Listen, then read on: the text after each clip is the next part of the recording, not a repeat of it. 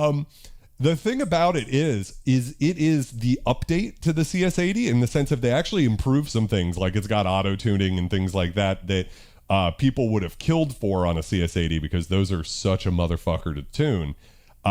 However, it also lost a few things, and one of the biggest ones was that brilliance. So to be able to do these big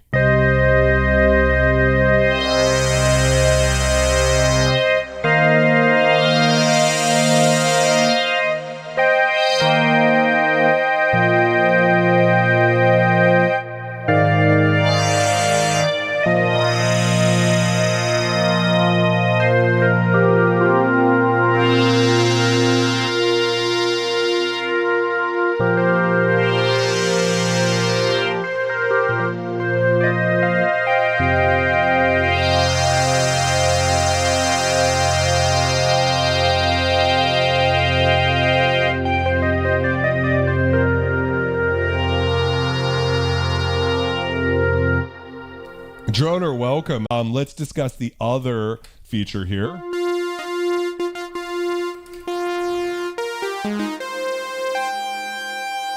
So that's a sort of, CS-80 Blade Runner. You just need two saws. And you start to get that sort of sound.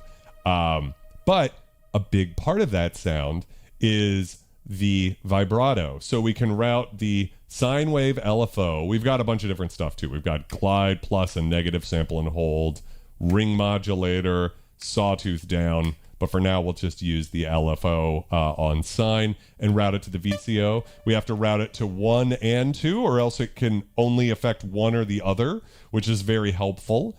And of course, we're looking at one set of parameters, right? But this is a bitimbral synth inherently, or a dual channel, as it says here, in the sense that we're actually controlling two separate synth voices at the same time. And then as soon as you save one to memory, right, then you can edit the other one if you want to do more complicated stuff. But for now, we'll just leave it on a pretty simple setting for doing this Blade Runner brass type thing.